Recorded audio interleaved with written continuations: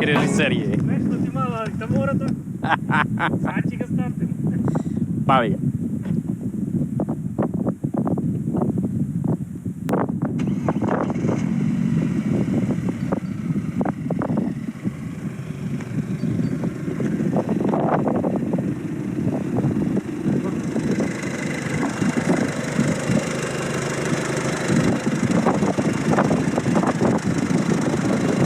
Ovo je gajš. Ovo je mogo.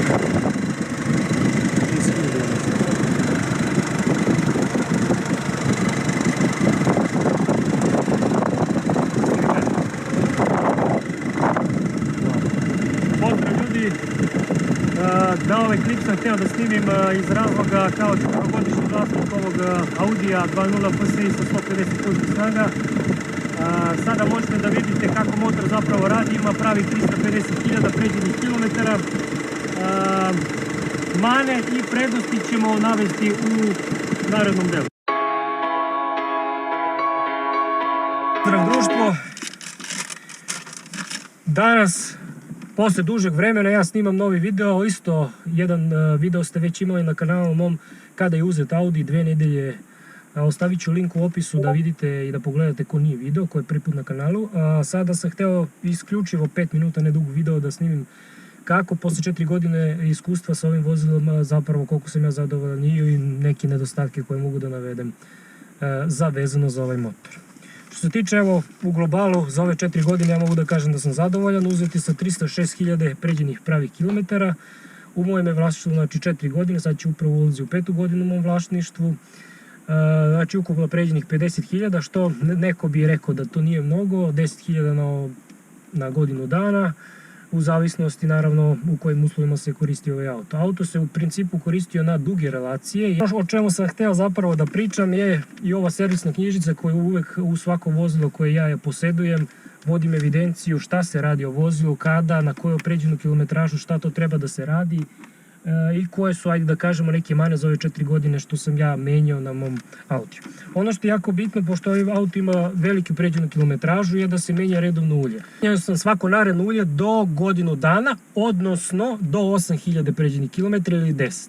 Sve zavisi kada sam ja došao zapravo kući iz inostranstva pa iskoristio to vreme za menjanje servisa. Evo ovako, imam ovde 307.000, znači kad je uzet odmah auto, prošlo je možda 500-600 km, odmah je rađen kompletan veliki servis. Kompletan veliki servis za ovaj Audi 2.0 FSI 150 konja košta 200 eura. Samo da nađem po ovim računima, ja mislim da ovdje ima, naravno sve ovo, to su.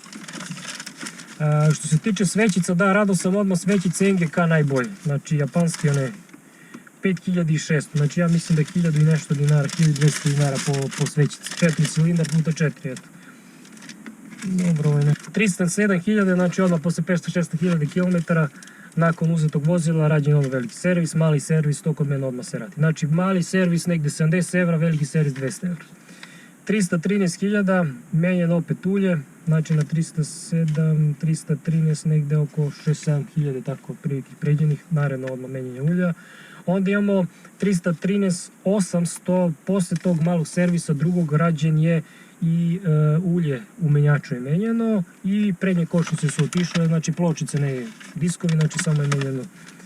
318.000, imamo homokinetični zglobova i to dva, ja kad menjam u paru, znači ne menjam samo jednu stranu, menjam obe strane.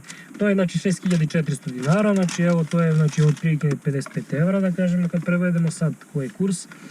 Onda 318.919 imamo, da, tad sam menjao termostat, zezala me temperatura, možda i neki modeli, možda ste videli na klipovima, možda ovi modeli, to jeste mana, od temperature do 90.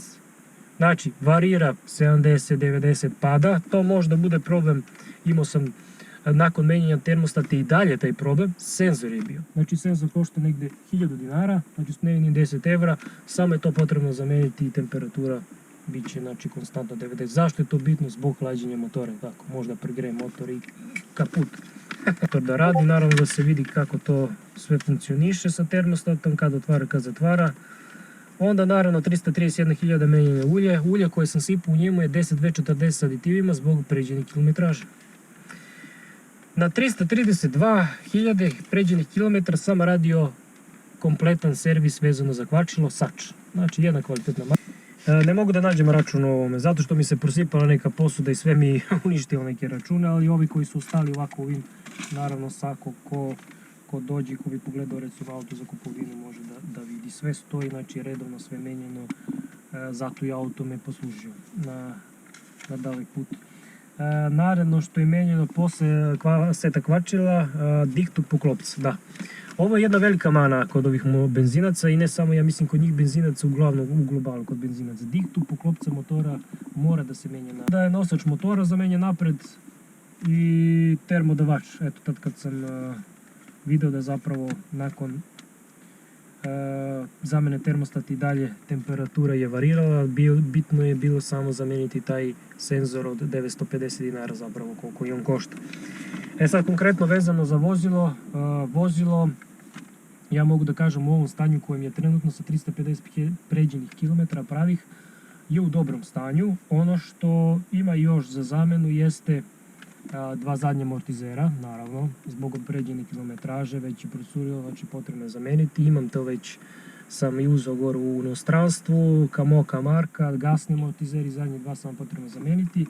Ovdje se pale jedna lampica povezana sa ESP, to je ujedno, ide jedna ABS ESP, je povezana komponentna i nisu u pitanju senzori, u pitanju je jedan ležaj na desnu točku, znači samo to treba da se zameni i to bi bilo ceo sklop rešen za ABS i jedan airbag, znači vozilo nije udareno, nego je prilikom velikog servisa pokidan taj kabel da ide jack napred na prednjoj levoj strani kad gledamo sa vozača unutra, kad smo s leve strane je, da kažemo, taj senzor, eto 20 € košta i to da se zameni, ta lampica će biti ugašena, ostalo nikakve lampice ne pali, sve radi jako dobro, MAF senzor radi perfektno, sve su u granicama koje su prihvatljive za ovaj motor koji ima pređenu veliku kilometražu, klapna gasa otvara i funkcioniše jako dobro, čišćenja isto 2 puta na po 25.000 čišćenja klapa gasa, EGR radi dobro, otvara, zatvara, sve ostalo radi perfekt.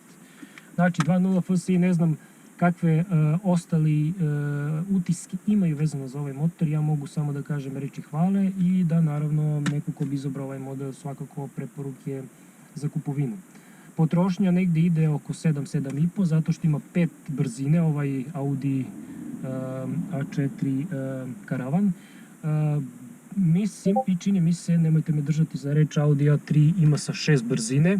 Koliko sam ja gledao na sajtovima i koliko sam ja istraživao, sa 6 brzine isto 2.0 FSI. Znači mana moja je da kažem nema 600 brzinu, jer kad vozite na autoputu 100 km na čas u 3000 obrtaja, znači nije baš taj da kažem 100, 500, 10, znači tu je negdje 3000 obrtaja, to je i malo opterećenje za litara na otvoreno i 10 litara do 10 litara, znači zavisi kako se vozi u gradu, pođi stani ovo ono, da li je hladno, koliko je hladno i to je to što se tiče potrošnje.